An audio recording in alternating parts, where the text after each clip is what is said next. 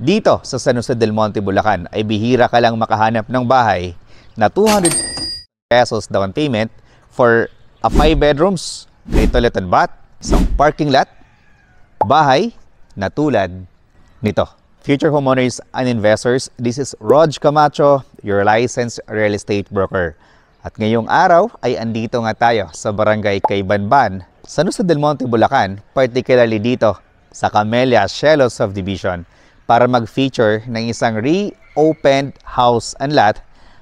Walang iba kundi yung ating Freya model unit. It has a minimum lot area of 121 square meter at ang kanyang floor area ay 142 square meter.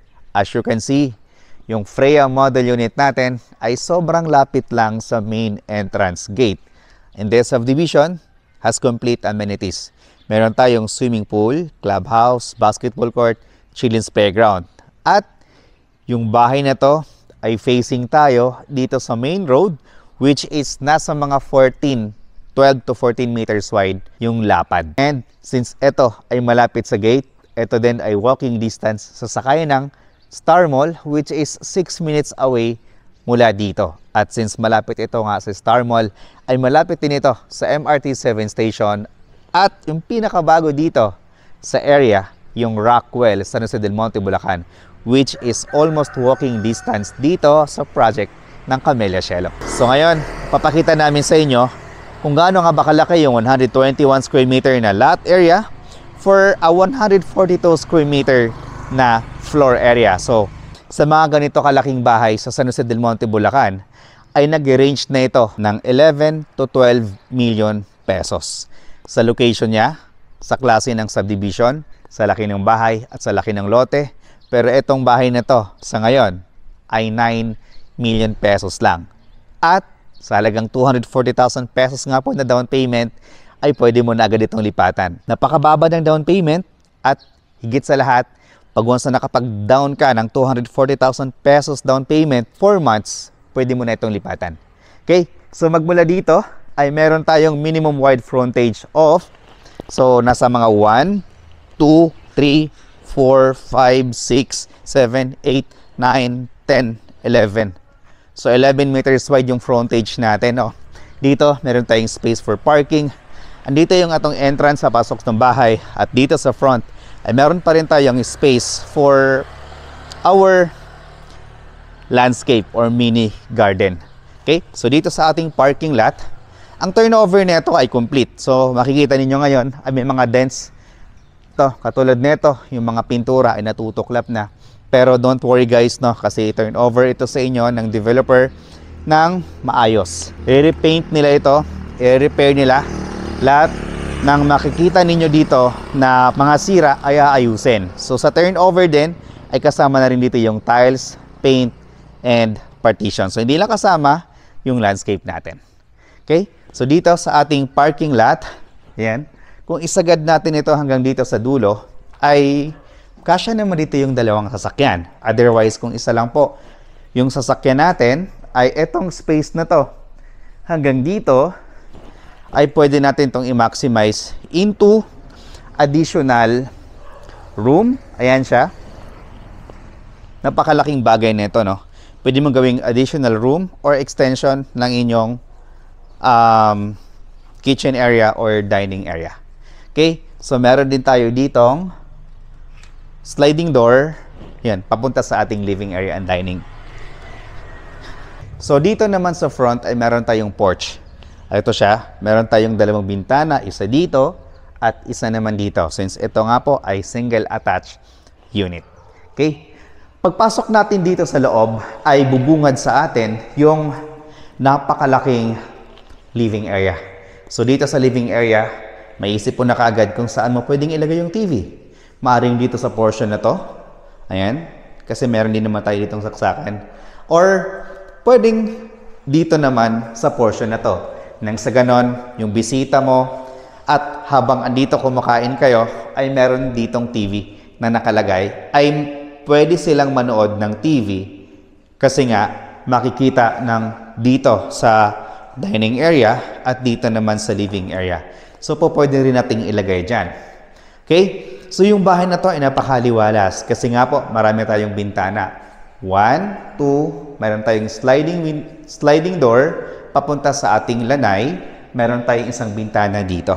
Okay? So this is our living area, dining area, and this way is our kitchen area. So again, yung turnover natin dito guys, no, ay hindi pa tapos ito.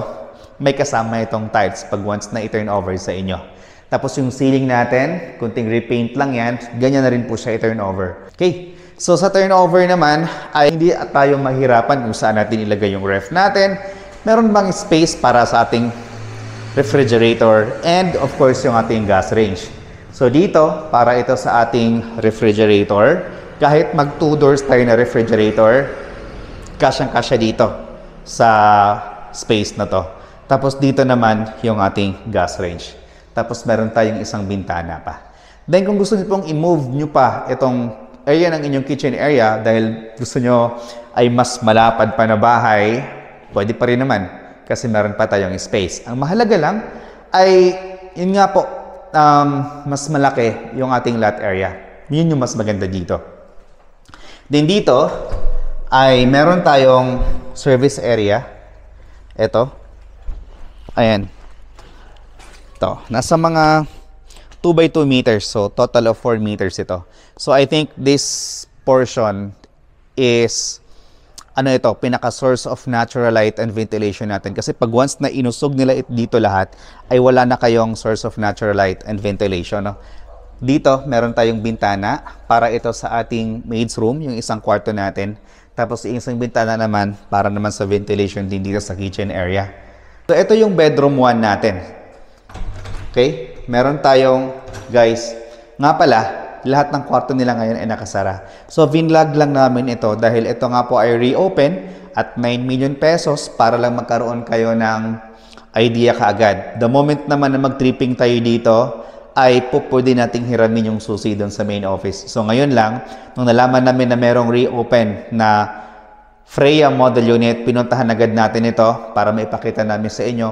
Baka isa sa inyo ay naghahanap din ng bahay po na tulad nitong ating Freya model unit. So currently, ito lahat ng kwarta hindi natin mapasok. Pero yung pinaka-goal ko dito ay makita nyo lang, malaman nyo lang na meron kaming binibenta ditong Freya model unit for 9 million pesos. Then, low DP pa, nasa 240,000 pesos. So dito, ito yung space natin para sa ating bathroom. Tapos dito naman, meron tayong isang kwarto. So malaki itong kwarto na ito, no?